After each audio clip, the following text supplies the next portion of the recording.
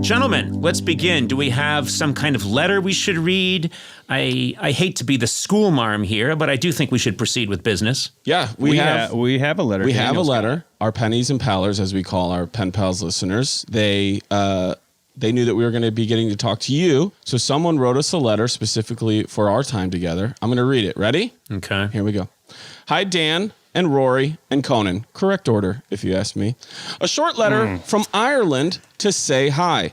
Best of luck on Team Coco. So far, it's been great. I noticed recently that I have a lot of trouble falling asleep. There are nights when I purposely stay up until 5 a.m. for live shows in the States, such as Pen Pals and Bingo and Trivia Nights with Dan, which I love doing and don't plan on stopping. However, every other night, the pattern is I lie awake until 4 or 5 a.m. and then sleep for a few hours. Any tips on falling asleep? From Sarah Dunn. P.S. I'm from a small town in Ireland. I'm going to do my best here. Carrick-on-Suir, which is just 35 minutes from where Conan's family came from. Conan, how do you say this? Dungarvan? Dungarvan. You barbarian. Yeah. Yeah, I'm sorry. It's okay. Dungarvan. Sorry. Got a lot to prove. I guess I don't care about the Irish. Yeah, Dungarvan. Okay. Yeah. So she stays awake all night. How do you guys fall asleep? Are we going to pass over that she knows this much about Conan? I mean, that's terrifying. That's stalker. Well, didn't you go there? I'm exactly 35 minutes door to door from Conan's family. Well, Rory, I think it would be frightening if I weren't such an icon. Seriously, if someone says, "Oh, Abe Lincoln, how's your wife, Mary Todd?" You don't go, "Whoa, stalker." It's Lincoln. You know what I'm saying? And I think I'm the Lincoln of comedy. I'm depressed. I'm 6'4". Yeah. Some find me homely. And I'm trying to unite a nation. So I think in all those ways, I'm Lincoln. Well, a lot of comics say that. They go, "Uh-oh, here comes Abe Lincoln. Heads up." And then you walk out. Yeah. I think it's mostly because when people see me performing at a theater, they'd like to shoot me. No. I think that's how the whole Lincoln thing got started. Oh, fair enough. I'd like to put a Derringer bullet in the back of his head. Anyway, it took a dark turn. Let's move forward, gentlemen. What do you think, Rory? Do you have trouble sleeping? And what do you think we should tell Sarah Dunn, who lives but 35 minutes from Dungarvan? What do you think we should tell her? I'm curious what you would tell her, but I have trouble sleeping as well. I feel like for the past, I don't know, maybe 2 years, I don't know if I'm getting adequate sleep, and I don't know how to know. Don't you have a routine? Before you start, quit yelling at me about these apps. You're gonna go, well, you got to download Am I Sleeping app or Sleep app or Sleepy Time app. I don't understand those.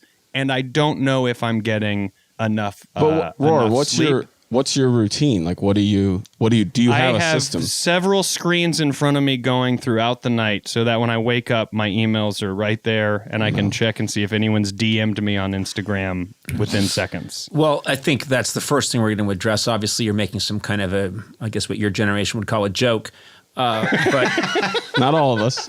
What I would say to Sarah Dunn, first of all, is you've got to eliminate all screens. And I think that's the point of Rory's little, I guess it's a quip. I don't know what it qualifies with his generation.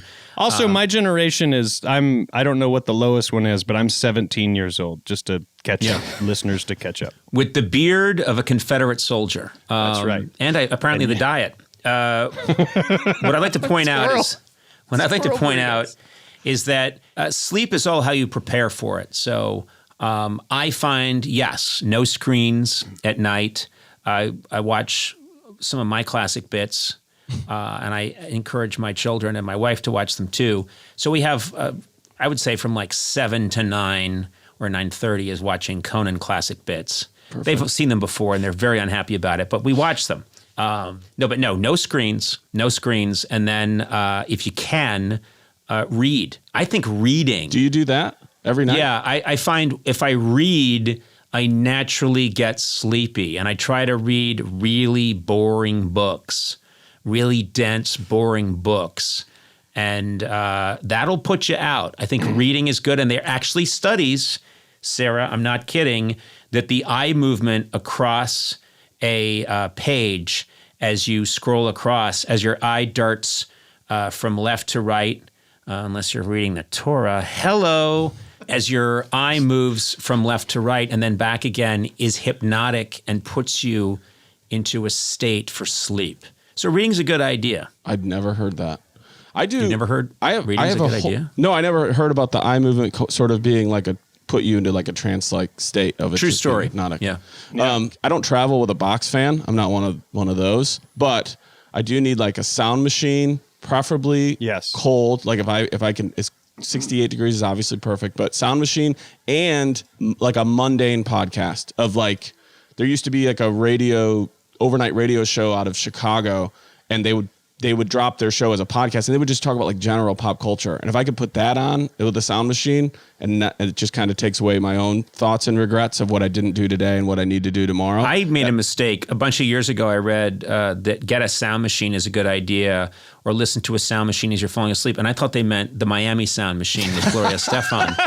And so I would listen on very big speakers to come on everybody,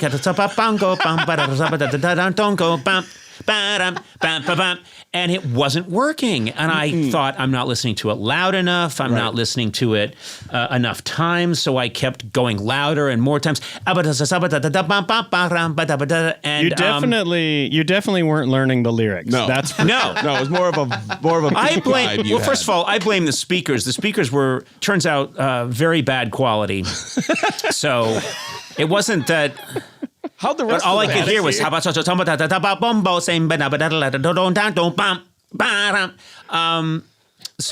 I invested. I thought that was like that's a also pretty very good scatting. What you did, like as much as it was bad with the lyrics, it was excellent scat. Yes.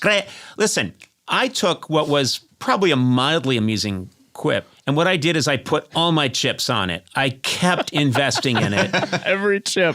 And I put, not only that, but I called my business manager and had him put my house on the line, my mortgage, everything. I really invested heavily in that joke.